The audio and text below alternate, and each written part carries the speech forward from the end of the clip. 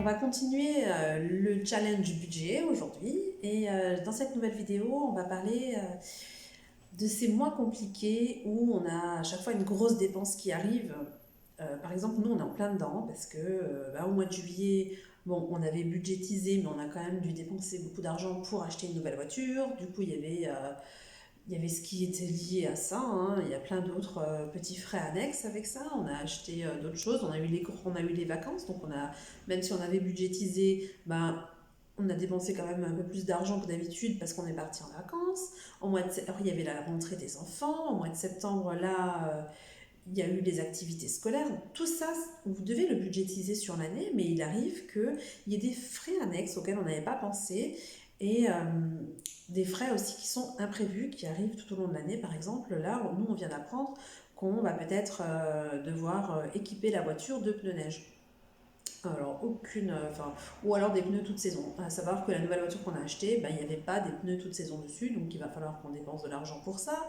On a donné notre ancienne voiture, on l'a donnée à mes parents, mais il va falloir qu'on les équipe aussi avec ça, tant qu'à faire, si c'est nécessaire dans notre région.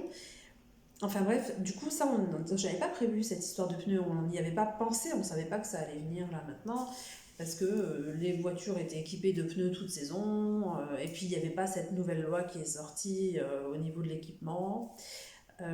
Donc du coup, pour nous, par exemple, c'est un budget qu'on n'avait pas prévu, donc il va falloir qu'on sorte l'argent.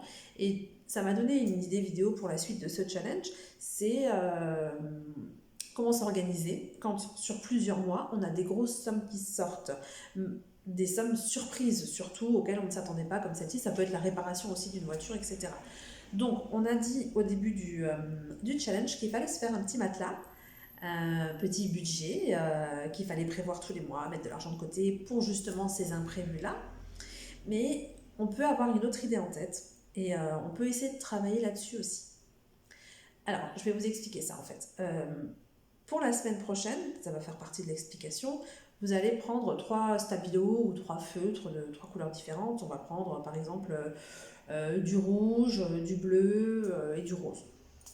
Alors, le rouge, et on va prendre avec ça, en parallèle, on va prendre notre feuille des dépenses, la feuille des dépenses qu'on avait fait auparavant. Donc vous allez prendre chaque dépense et vous allez mettre soit la souligner en rouge. Quand c'est une dépense fixe, on ne peut absolument pas la bouger, c'est impossible. C'est une dépense importante, c'est fixé comme ça, on ne peut pas jouer là-dessus. On va prendre le stylo rose et on va souligner les dépenses sur lesquelles on a quand même un certain contrôle, hein, qu'on peut un minimum réduire. Et on va prendre le feutre bleu avec lequel on aura une bonne marge de main d'œuvre. Par exemple, le rose, ça peut être les courses, parce qu'on sait qu'on a vraiment le minimum du minimum, hein, l'indispensable, je vais dire. Et par contre, il y a des courses un petit peu plus plaisir, un peu plus santé. Enfin, la santé, je ne veux pas dire que c'est une option, mais certains mois, il y a des choses sur lesquelles on peut se passer, desquelles on peut se passer. Pardon. Je suis enrhumée. Donc, ça va être votre travail pour la semaine prochaine. Vous allez prendre chaque dépense et vous allez la répertorier dans une des 3 catégories. Rouge, on ne peut pas la changer. Rose, on peut jouer dessus, mais il y a quand même un minimum. Par exemple, l'alimentation. Et ensuite, en bleu, on va prendre celle qu'on peut vraiment bouger, voire annuler.